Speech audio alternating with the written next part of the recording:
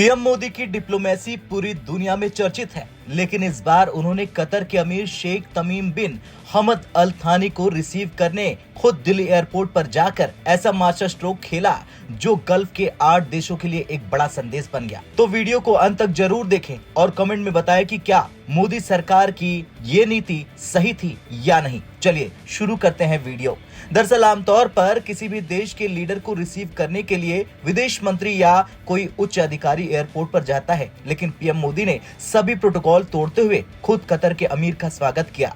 Gulf politics में Qatar की अहमियत क्या है ये भी समझ लेते हैं। दरअसल कतर छोटा देश जरूर है, लेकिन इसका असर पूरे मिडिल ईस्ट पर पड़ता है। इजराइल फिलिस्तीन विवाद हो, तालिबान अमेरिका शांति वार्ता हो या अरब देशों के आपसी मतभेद, हर बड़ी वार्ता कतर में होती है। कतर का प्रभाव गल्फ कोऑपरेशन काउंसिल यानी जीसीसी में काफी मजबूत है। भारत जो नेचुरल गैस इंपोर्ट करता है उसका 40% अकेले कतर से आता है। एलपीजी गैस भी भारत को कतर से डिस्काउंटेड प्राइस पर मिलता है। भारत चाहता है कि लॉन्ग टर्म सप्लाई बनी रहे और अच्छे टर्म्स पर नए समझौते हो। कतर के सॉवरेन वेल्थ फंड से भारत के इंफ्रास्ट्रक्चर, स्टार्टअप्स और रियल एस्टेट सेक्टर में भारी इन्वेस्टमेंट हो रहा।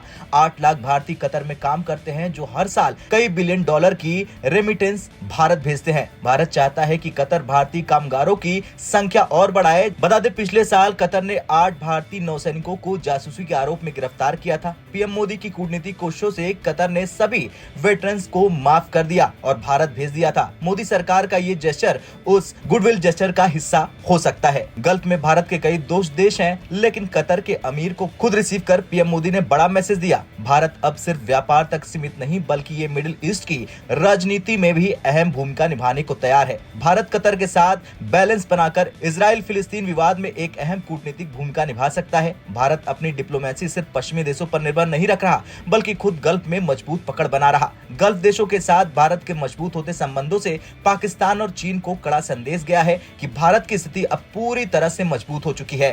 खैर पीएम मोदी की ये रणनीति सिर्फ एक स्वागत से कहीं ज्यादा थी। भारत ने गल्फ की राजनीति में अपनी पकड़ मजबूत की, अपनी ऊर्जा सुरक्षा को और पुख्ता किया, कतर के बड़े निवेश और भारतीय वर्कर्स के लिए रास्ते खोले और पूरे विश्व को दिखाया कि भारत एक ग्लोबल लीडर बन चुका है। अब आपको क्या लगता है, क्या पीएम मोदी की ये रणनीति भारत के लिए फायदेमंद साबित होगी? हाँ या ना में कमेंट कर जरूर बताएं।